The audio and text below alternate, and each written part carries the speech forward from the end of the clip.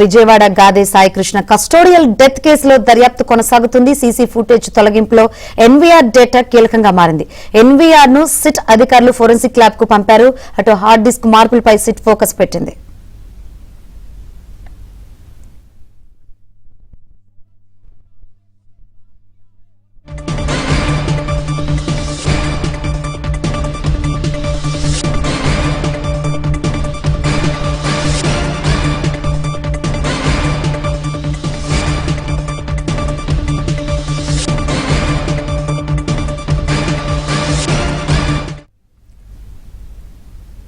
Gade Saikrishna custodial death కేసులో దర్యాప్తు కొనసాగుతుంది. సీసీ ఫుటేజ్ తొలగింపులో ఎన్వీఆర్ డేటా కీలకంగా మారింది. ఎన్వీఆర్ ను సిట్ అధికారులు ఫోరెన్సిక్ ల్యాబ్ కు పంపారు. అటు హార్డ్ డిస్క్ మార్పులపై సిట్ ఫోకస్ పెట్టింది.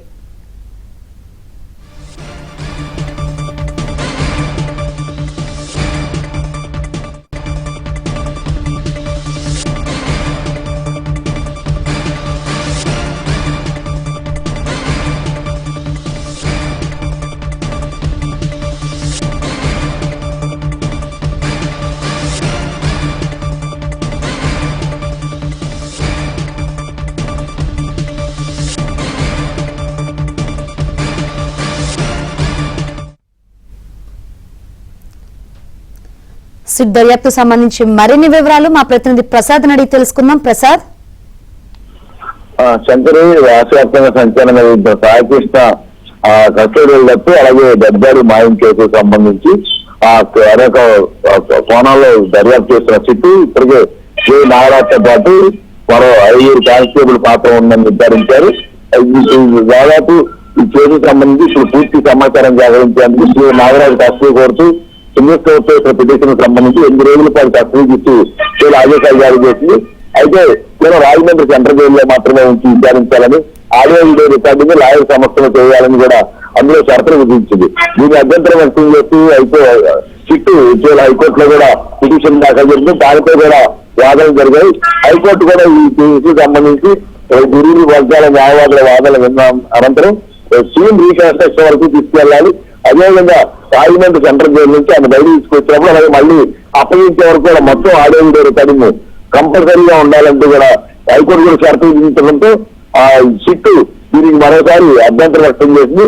అయితే ఇప్పుడు నాగరాజు తనకు కస్టడీకి ఇస్తే తన ప్రాణహాని ఉన్నట్టు చేసిన పిటిషన్ కూడా హైకోర్టు పరిగణలో ఇస్తున్నట్టు తెలుస్తా ఉంది.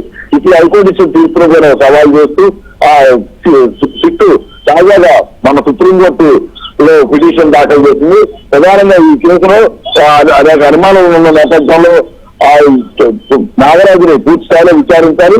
ఆ అనుమానం ఉన్న ప్రాంతాలు తీసుకెళ్లి అక్కడ రీకన్స్ట్రక్షన్ చేయించే విధంగా మొత్తం ఈ దర్యాప్తు కొనసాగించాలన్న నేపథ్యంలో అన్ని ప్రాంతాల్లో ఆడియో వీడియో రికార్డింగ్ కరెక్ట్ కాదని, అందువల్ల ఆడియో వీడియో రికార్డింగ్ లో కూడా తమ కస్టడీకి ఇస్తే పూర్తి విషయంలో పురోగతి సాగిస్తామంటూ కూడా సుప్రీంకోర్టుకి విన్నవించింది. ఈ సుప్రీంకోర్టులో దీనికి సంబంధించి విచారణ ఈ రోజు జరిగే అవకాశం కూడా చెప్తా ఉన్నారు. విచారణ పూర్తి వర్గాల న్యాయవాదులు వాదనలు అయిన తర్వాత సుప్రీంకోర్టు ఎటువంటి నిర్ణయం వెలువరిస్తుందో ఎదురు చూస్తున్నారు. ఆ సుప్రీంకోర్టు నిర్ణయం వెలువరించిన తర్వాతే నాగరాజుని కస్టడీ తీసుకోవాలని సిట్టు బలంగా భావిస్తుంది. అప్పటి వరకు ఆయన రాజమండ్రి సెంట్రల్ జైల్లోనే ఉన్నారు. ఎటువంటి అభిప్రాయం కూడా తీసుకోలేదు. ఇప్పుడు సుప్రీంకోర్టు ఆదేశాలు జారీ తర్వాతే దీనికి సంబంధించి సిట్టు ఒక నిర్ణయానికి వచ్చే అవకాశం ఉంది.